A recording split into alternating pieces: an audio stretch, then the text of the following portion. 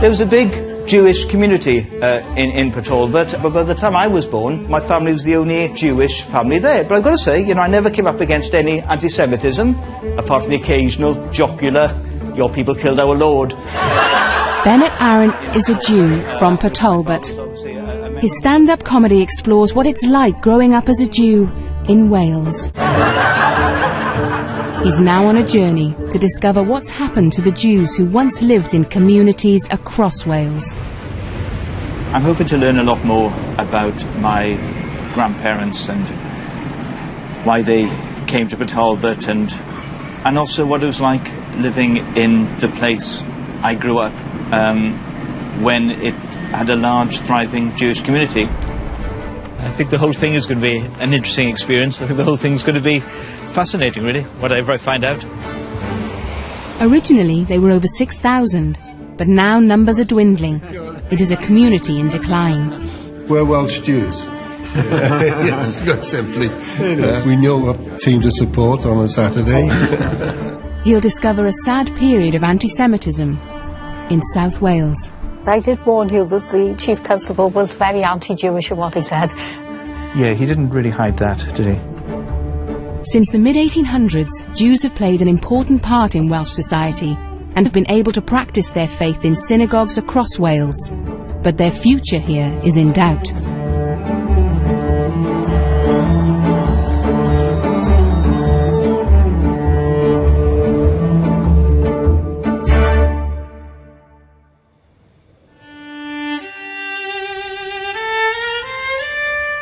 This vandalised cemetery is the final resting place for generations of Welsh Jews, including those from Bennett's hometown of Port Talbot.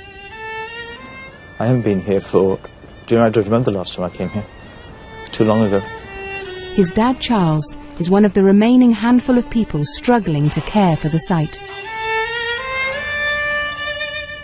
It's a cemetery that dates back to the 1700s, and over the last 20 years, it has been repeatedly desecrated. Unfortunately, as you can see, they've broke them all down. You can see all of these. But it's a shame the way everything's been damaged, you know. They throw things over. We had, at one time, there was glass on top of the walls. We had to take that down because it's not allowed. Very upsetting. I always forget how huge a community it was, because growing up, going to the synagogue in Swansea, I know that was always full. And I remember going there, and I remember that sometimes the children wouldn't get a seat and you had to stand or wait till somebody got up to go to the loo and then you grabbed their seat.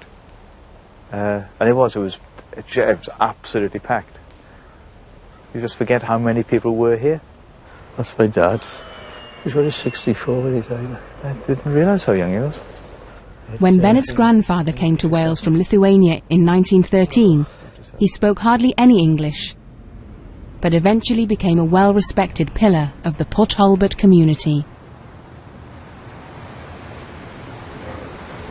This is where the glazing company was that my grandfather had, and then my dad after him. And I used to work here in the summer. I was rubbish. He used to have his vans parked outside here. It was a good business. Nearby is his grandparents' home. This is where they lived. And see that my grandfather made that himself. Isn't that beautiful? So he was an incredible craftsman, brilliant at business. I wonder why, of all the places he could have gone, he chose to come to Port Talbot.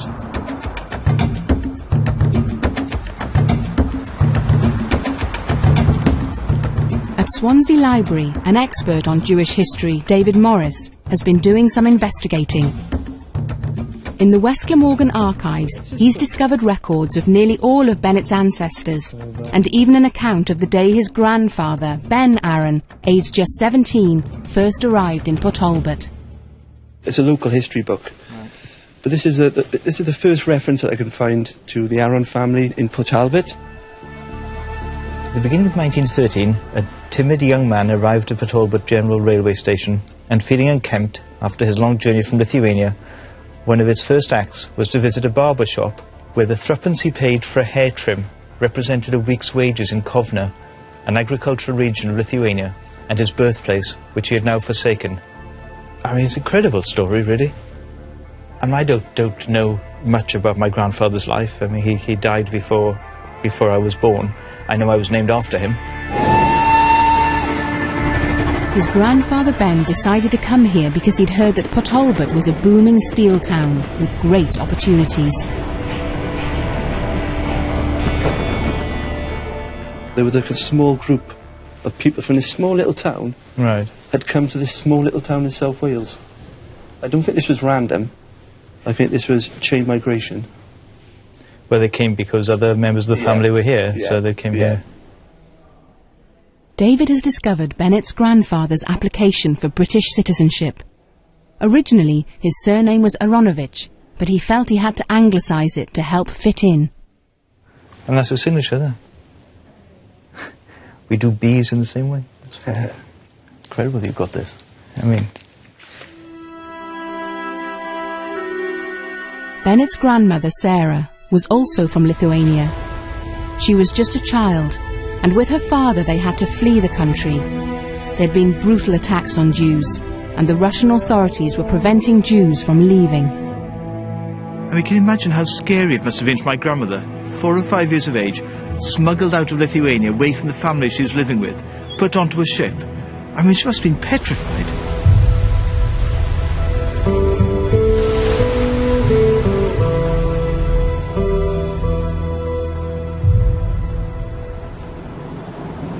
My family's history represents the story of other Jews who came over.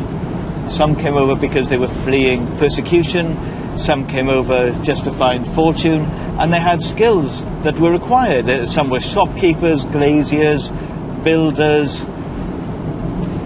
I wonder if there are any comedians.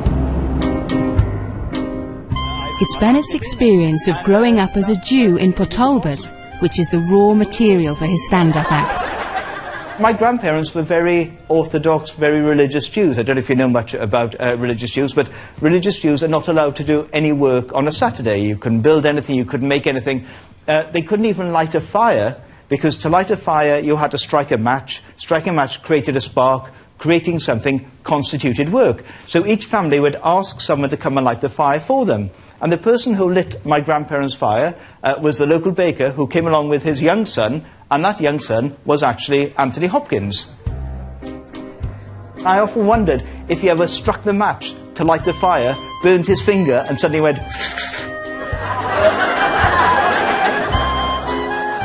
By the mid-1920s, the population of Orthodox Jews in Port Talbot had grown to around 100. To accommodate the rise in numbers, they opened a larger synagogue. Bennett discovered this from his grandmother, but had no idea that this building was once it. They'd have a big congregation here, and if you didn't come early, you wouldn't get a seat, which is unbelievable. Today, there's neither a synagogue nor a rabbi here. It's now a spiritualist church. Do you understand the name of Margaret? 5'4", 5'5", dark hair. Yes, that's correct. Lovely. When they took over the building years ago, they felt a presence. When the service used to go on, the medium that was up there taking the service always seen a rabbi coming up and down, and whatever medium come, he'd be disapproving, didn't believe in us. But one year he did come back and he gave us approval. That it's okay. And from then on, we've just thrived. Bennett's looking for any reminder of its Jewish past. If you go up in the attic, there's a window there. There was the original window, or a window as a synagogue. Oh, really? Yes. Can you get up there? Oh, no, you won't get. You've got to go through that little arch there. This is really exciting. There's every chance that my grandfather is the one that made this window.